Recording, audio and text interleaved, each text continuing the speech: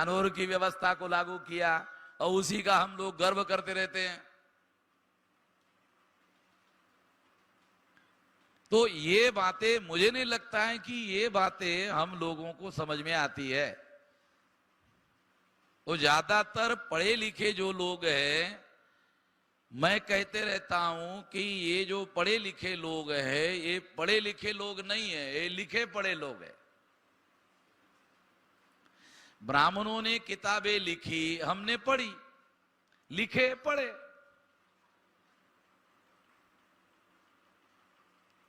हमारे महापुरुषों ने आंदोलन चलाया, शिक्षा का अधिकार हासिल किया, तो ब्राह्मण लोग शिक्षा के अधिकार से हम लोगों को वंचित नहीं कर पाए। इसलिए ब्राह्मणों ने दूसरा दाव पेज बनाया कि चलो ठीक है, आप लोगों को शिक्षा का अधिकार होगा, मगर कौन सी किताबें पढ़ोगे ये निर्धारित करने का अधिकार आपका नहीं होगा। ये निर्धारित करने का अधिकार ब्राह्मण का होगा। अभ्यासक्रम नियंत्रण मंडल होगा, अभ्यासक्रम नियंत्रण मंडल पर ब्राह्मणों का नियंत्रण होगा। ब्राह्मण किताबें लिखेंगे और वो किताबें आप लोग पढ़ेंगे, और इस तरह से आप पढ़े लिखे लोग नहीं हो, आप लिखे पढ़े लोग हो। तो लिखे पढ़े लोग अनपढ़ों से ज्यादा खराब होते हैं। आप लोगों को समझ में नहीं आया, इसलिए मैंने फिर सोचा कि और बताना जरूरी है। जो लिखे पढ़े लोग हैं ये अनपढ़ लोगों से ज्यादा खराब होते हैं, क्योंकि वो गलत बात का समर्थन करने के लिए अपने बुद्धि का उपयोग करते हैं। अनपढ़ ऐसा नहीं करते। चंद्र प्रकाश, समझ आ रहा है? हमारे जो बुद्धिजीवी लोग हैं, यही हमारे लोगों की समस्या है। ये जो पढ़े लिखे लोग हैं, वास्तव में ये लिखे पढ़े लोग हैं, ये पढ़े लिखे लोग नहीं हैं। ये हमारे समाज की समस्या है। और बाबा साहब आंबेडकर ने कहा, मुझे पढ़े लिखे लोगों ने धोखा दिया। उनको भी ऐसे लगता था। काशीराम जी कहा करते थे कि पढ़े लिखे लोग एंटी सोशल एलिमेंट है। ये तो चंद्र प्रकाश तुमको मालूम होगा ही। काशीराम जी की कोई दुश्मनी थोड़ी थी पढ़े लिखे लोगों के साथ में। उनको तो जगाकर जोड़ने के लिए उन्होंने संगठन बनाने का काम किया था। मगर वो कहते थे अनुभव से, ये पढ़े लिखे जो लोग हैं ये एंटी सोशल एलिमेंट है। एंटी सोशल एलिमेंट अंग्रेजी का शब्द समझ में आ रहा क्या? एंटी सोशल एलिमेंट का मतलब होता है असामाजिक तत्व। अभी भी आप लोगों को समझ में नहीं आ रहा असामाजिक तत्व किसको बोलते हैं? गुंडे, मवाली, चोर, उचक्के, पाकिट मार, इसको असामाजिक तत्व बोलते हैं। आओ संपादक साहब। तो काशीराम जी कहा करते थे कि ये एंटी सोशल एलिमेंट है। मेरा अनुभव बताता हूं, मैं 36 साल से काम कर रहा हूं पढ़े लिखे लोगों में। मैं अपना अनुभव बताता हूं आप लोगों को। मैं पढ़े लिखे लोगों में जब मैं काम करने के लिए जाता हूं, वो 10 सवाल पूछते हैं, मैं 10 ही सवालों का जवाब देता हूं। 10 ही सवालों का जवाब देने के बाद भी मुझे ये पता नहीं चलता कि ये आदमी जिसके सवालों के मैंने जवाब दिए हैं, ये आदमी हमको समर्थन करने वाला है या समर्थन नहीं करने वाला है, उसका पता ही नहीं चलता। अनपढ़ आदमी के पास आता हूं मैं, अनपढ़ आदमी को जाके समझाता हूं गांव में, 1 घंटा समझाता हूं, 1.5 घंटा समझाता हूं। वो क्या कहते हैं? हाँ ठीक है, आ गया, समझ में आ गया, अब बोलो करना क्या। अनुभव की बोल रहा हूं, किताबी बात नहीं बोल रहा हूं।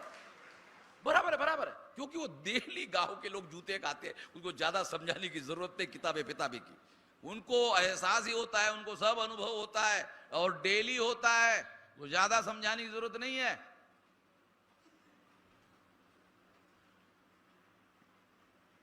तो इस तरह से जो पढ़े लिखे लोग जिनको हम कहते हैं, वो वास्तव में पढ़े लिखे लोग नहीं हैं, वो लिखे पढ़े लोग हैं और गलत बात का समर्थन करने के लिए वो बुद्धि का उपयोग करते हैं।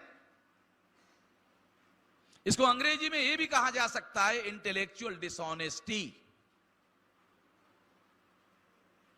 भागड़े साहब, इसको अंग्रेजी में इंटेलेक्चुअल डिसऑनेस्टी भी बोलते हैं। और इससे एक बहुत बुरा शब्द है, मंच पर बोलना ठीक नहीं लगता, इसलिए मैं कुछ शब्द जो है नहीं बोलना चाहता हूं। वो बहुत खराब शब्द है।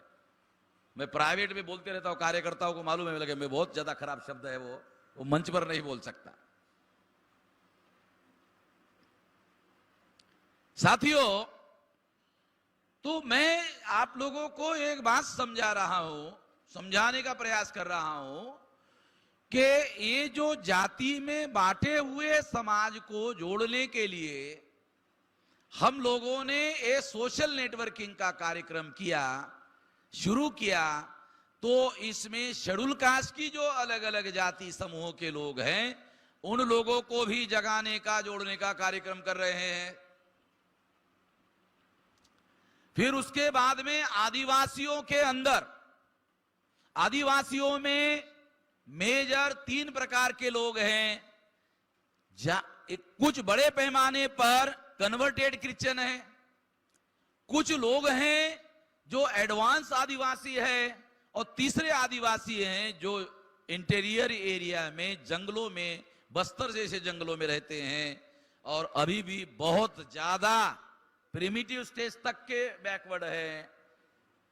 ऐसे लोगों के जागृति के लिए भी हम लोगों ने कुछ खास कार्यक्रम चालू किए हुए हैं, लगाए हुए हैं। आप लोगों को सुनकर हैरानी होगी। अभी 2 दिसंबर को NT, DNT, VJNT, SNT, semi nomadic tribe, इनका 2 दिसंबर को इधर कार्यक्रम होगा। पिछले साल हम उसके पहले इधर पूना में रेनके कमीशन के रेफरेंस में पूना में मैंने कार्यक्रम आयोजित किया था, एनटी, डीएनटी, वीजेएनटी का। बहुत बड़ा कार्यक्रम है, पूना के कार्यकर्ता हमारे यहाँ है, बहुत बड़ा कार्यक्रम आयोजित किया था। तो मेरे पास में 8-10 जाति के नोमैडिक ट्राइब के लोग मिलने के लिए आए और उन्होंने मुझे कहा, मेश्राम जी, हमने बहुत बार प्रयास किया मगर हम कभी इतने लोग इकट्ठा नहीं कर पाए। आप तो नोमैडिक ट्राइब के भी नहीं हो, इतने सारे लोग, सारे 42 जाति के लोग जो हैं आप लोगों ने कहां से इकट्ठा किए? देखो, मैं इकट्ठा करने का मास्टर हूं। मुझे बहुत कम लोग जानते हैं, ना जाने ठीक है। मैं नहीं चाहता हूं कि ज्यादा लो प्रोफाइल में ही रहना चाहता हूं, ना जाने ठीक है। वो अंधेरे में रहेंगे तब तक मैं अपना काम कर लूंगा। तो मैं ये जोड़ने का ही मास्टर हूं। तो वो जोड़ा कैसे जाए इसी का मैं मास्टर हूं। और हम लोगों को 6000 जाति के लोगों को अगर जोड़ने का काम करने में हम कामयाब हो गए हैं, तो मैं ऐसा मानता हूं कि इस देश में जो व्यवस्था ब्राह्मणों ने बनाई, उस व्यवस्था को खत्म करने की पूर्व शर्त है 6000 जाति के अंदर तोड़े हुए लोगों को जोड़ने का काम अगर आपको करना आता है तो ही आप ब्राह्मणों की व्यवस्था को तोड़ने का काम करने में कामयाब हो सकते हो। जोड़ना पूर्व शर्त है, प्री कंडीशन है। तो इसलिए ये सारे देश भर में ये कार्यक्रम हमारे चल रहे हैं। आरएसएस के लोगों को भी डर लगता है। आरएसएस के लोगों को हमारे जोड़ने के कार्यक्रम से डर लगता है।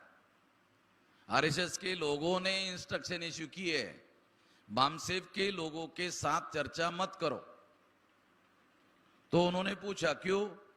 बोले वो लोग पटाऊ बहुत है और तुम उनके साथ चर्चा करोगे, उनकी ही बात माननी होगी। पटाऊ समझते हो ना? नहीं समझते हो? महाराज, दादा महाराज, आरएसएस के लोगों को भी डर लगता है। आपको खुशी होनी चाहिए भाई, सभी लोगों को आरएसएस का डर लगता है, आरएसएस को हमारा डर लगता है कि उनके कार्यकर्ताओं के साथ में चर्चा मत करो। फिर दूसरा इंस्ट्रक्शन उन्होंने इश्यू किया, उनके कार्यक्रमों में सुनने के लिए मत जाओ। वामन मेश्राम का भाषण अगर कोई सुनेगा तो जिस तरह से पोलियो का डोज लेने के बाद 10 साल असर नहीं उतरता, उसी तरह से मेरा डोज होता है। आरएसएस के लोगों को मालूम है, वो बोलते हैं कि उनके कार्यक्रम में सुनने के लिए मैं मत जाओ। आप लोगों को बहुत खास बात बता रहा हूं, जब उन्होंने उनके लोगों को कहा सुनने के लिए मत जाओ, तो लोगों का मनोविज्ञान बड़ा अजीब होता है। जहां जाने के लिए मना करो वहां आदमी थोड़ा जाके देख के आता है। मैं आपको मनोवैज्ञानिक फ्राइड, दुनिया का पहले नंबर का मनोवैज्ञानिक था, सिगमंड फ्राइड, उसका आपको उदाहरण देता हूं। वो गार्डन में मियाँ बीबी दो विद्वान थे, घूमने के लिए गए, अपना छोटा बच्चा साथ में लेकर उंगली पकड़कर वो चल रहे हैं। वो दोनों विद्वान, अब दो विद्वान जब इकट्ठा आते हैं तो चर्चा ही होती है और कुछ नहीं होता। तो चर्चा कर रहे चलते चलते चर्चा कर रहे, उंगली पकड़ के। उसका बेटा जो है माँ का उंगली पकड़ते वो भी गार्डन में चल रहा है। तो चलते चलते एक फवारा आ गया, फवारे के पास आते ही उस बच्चे ने माँ की उंगली को जो पकड़ा हुआ था छोड़ दिया, उसको पता ही नहीं चला। वो जाके बैठ गए और वो जो टेबल रखा हुआ था उधर अंदर, वहां जाके बैठ गए। फिर चर्चा समाप्त हो गई। चर्चा समाप्त होने के बाद उनको पता चला कि माँ को, अरे मेरा बेटा कहाँ है? उस माँ ने कहा मेरा बेटा कहाँ है? तो फ्राइड ने उसको पूछा कि तुमने उसको यहां मत जाओ, वहां मत जाओ, यहां मत जाओ, ऐसा कुछ कहा था क्या? हाँ कहा था। क्या कहा था? बोले फवारे के पास मत जाओ, ऐसा कहा था। अच्छा जाओ, वही होगा। वो गई तो फवारे के पास में खड़ा था। तो आरएसएस के लोगों ने उनको कहा कि वामन मेश्राम के कार्यक्रम में मत जाना। तो ये मनोविज्ञान है आदमी का, मत जाओ। तो उसके मन में जिज्ञासा क्या है, थोड़ा देख के लेते। तो ऐसे लोग जब आने लगे तो वो उनको उनके विरोध में होकर हमारे साथ छोड़ छाड़ करके आने लगे। जब आरएसएस के लोगों को ये जानकारी मिली तो आरएसएस के लोगों ने तीसरा प्लान बनाया कि जब हमारा कार्यक्रम हो तो 2 या 4 किलोमीटर के अंतर पर उनका कोई कार्यक्रम होना चाहिए और उस कार्यक्रम में जो लोग जा सकते हैं उनको ही जिम्मेदारी लगाकर एंगेज कर देना चाहिए ताकि वो हमारे कार्यक्रम में ना आ सके।